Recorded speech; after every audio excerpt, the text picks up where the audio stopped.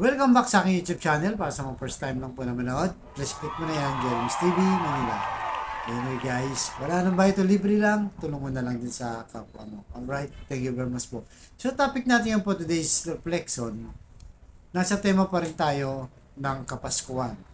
So bakit pinili ng Diyos na ang bayang Israel doon isilang, di ba, ang ating Panginoong Jesucristo. Kasi kung babalikan natin, throwback tayo sa history, mula sa Ehipto, yung mga Israelita, pinaalis doon, pinapunta sa Promised Land. Yun na nga, yung Israel. So, kumbaga, personal touch ng Diyos, yung Israel. Kasi, yung panahon na yun, talagang sila yung, doon nagsimula ang lain ng Diyos. Pero dahil nga sa katigasan ng ulo ng mga Israelita, even sa lahat ng tao ngayon pumasok lahat tayo ay anak na ng Diyos. Kaya sabi ni San Pablo, wala nang pinagkaiba. Mapa-Hudyo man, Griego, di ba?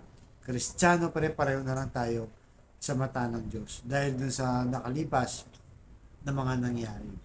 Kaya nga pagka meron kang personal touch, di ba?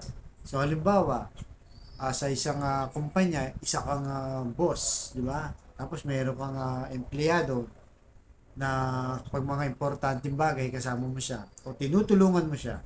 So iba yung attachment. Kung mga malaki man ang kumpanya nyo, merong isang tao na yung attachment mo personal. Ganon din ang Diyos. Diba? So ayon sa Isaiah chapter 43 verse 2, kapag dumaan ka sa malalim na tubig, sasamahan kita. Tumawid ka man sa ilog, hindi ka malulunod. Dumaan ka man sa apoy, hindi ka masusunog, hindi ka matutupok. And guys, napakagandang balita, di ba? Na ating binasa. Kung titignan mo to, literally magic to guys, di ba? Parang magic siya. Imagine mo dati ka sa tubig, hindi ka raw malulunod. Lalo na sa apoy, hindi ka masusunog, yung mapasok ka nga lang ng konti, napakasakit, di ba? So, ang sinasabi dito guys, hindi to literal. Na malulunod o dadaan sa apoy, hindi yun gano'n, hindi yun literal. So, ang sinasabi dito, yung presensya ng Diyos. Kasi hindi naman hindi naman nangako ang Diyos na kapag naging palasimba ka, lagi kang nagdarasal, di ba? Malapit ka sa Diyos, wala ka nang magiging problema. Wala ka nang dadaan ng mga pagsubok. Walang pangako ganun ang ating Diyos. Kaya nga minsan, di ba, pag nagdarasal tayo, Lord, ilayo niyo po ako sa masamang pamatinding pagsubok na to. Lord, sana wag dumaan sa akin o dumapo sa mga ibang kakilala natin mga yung malubhang sakit. So, yun ang pinapanalangin natin. Kung titignan mo, okay naman, di ba, para hindi ka magkasakit. Pero sa totoong buhay, hindi. Nangyayari kasi talaga sa ayat at gusto mo, lahat ng tao daraan sa problema, sa pagsubok, lahat yan. Sabi nga ng Diyos, di ba? Magkaka-problema ka dito talaga sa mundo. Wala siyang pangako ganun. So, anong pinakako niya talaga ay yung presensya ng Diyos. So, halimbawa, kung dumadaan ka man ngayon sa matinding pagsubok, financial, relasyon, o kung ano pa man, may sakit ka, tuloy mo lang yung pagdarasal, pagsisimba, di ba? Dahil alam mo, sasamahan ka ng Diyos. Alam mo, nandiyan ang presensya na, hindi ka niya pababayaan. At ang pinakamaganda, malalagpasan mo siya sa presensya ng Diyos. Kasi pag hindi mo, di ba, iniligay sa puso at isipan mo na wala ang presensya ng Diyos, mawawalan ka rin ng pag-asa. Manghihina ka rin. Di ba? Manghihina ka rin, mapapagod ka rin. Dahil tingin mo, yung lahat ng dinarasal mo, kahit nagdarasal ka lagi, ay hindi tinutupad o hindi nakikinig o hindi ka pinapansin ng ating Diyos. So, wag pong ganon. Kasi nga, ang pinakamatindi dito ay yung presensya ng Diyos. Alam natin na dadaan tayo sa pagsubok. Importante nandiyan lang ang ating Panginoong Yesus na laging gumagabay. At yung dadaanan nating mga pagsubok, mga apoy, mga ilog, di ba? Mga alon na malalakas, mga bagyo. Kaya mo lang dumaan yan, dadaan ka rin. Di ba? Makakadaan ka rin sa tulong ng Diyos at sa presensya ng Diyos. Kaya guys, kung maalala nyo, di ba?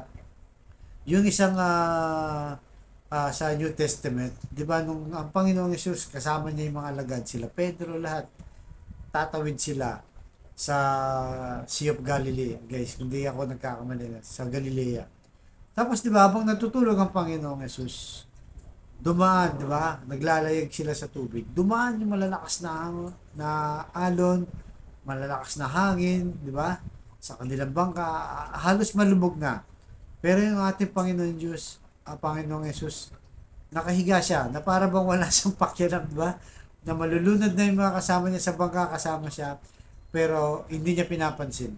Tuloy pa rin ang tulog niya. Kaya nga sabi nung sa kalagab, guro, guro, parang sarap naman ng tulog mo.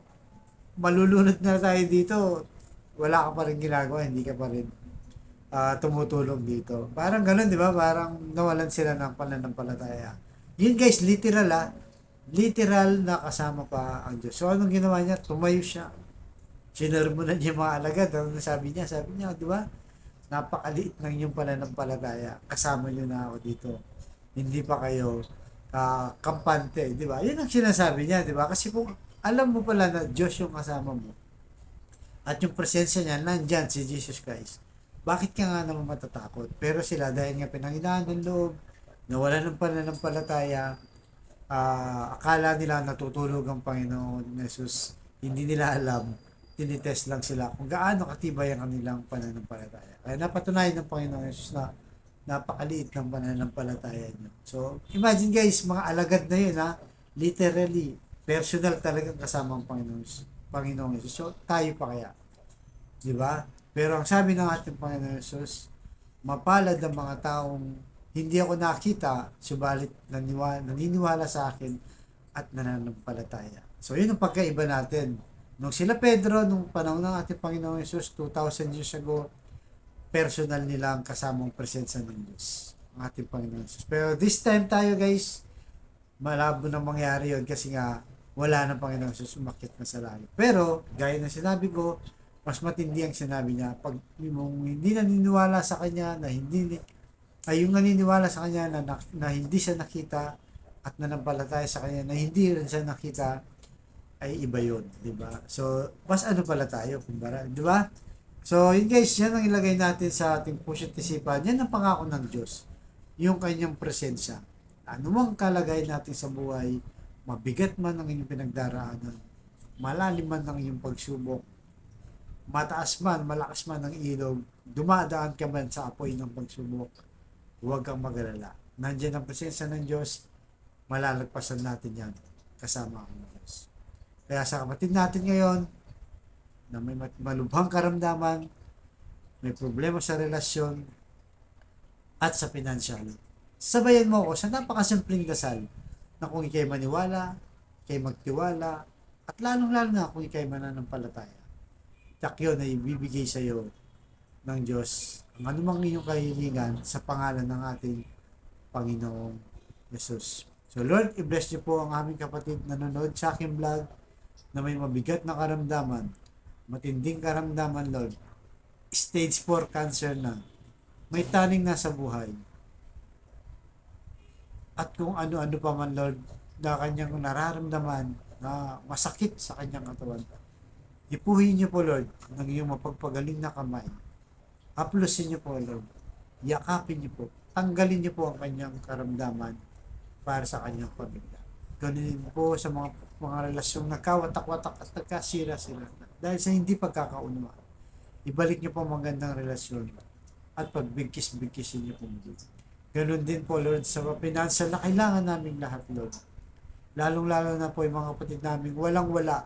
Ultimong pambili ng bigas, ng ulam, pamasahe, pambili ng gamot, pambayad sa bahay, tubig, kuryente, at kung ano-ano pa, Lord.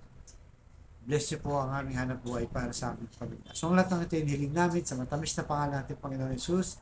Amen. To God, all be the glory. Sa ngalan ng mga anak ng Jesus Espiritu Santo. Amen. Thank you very much po.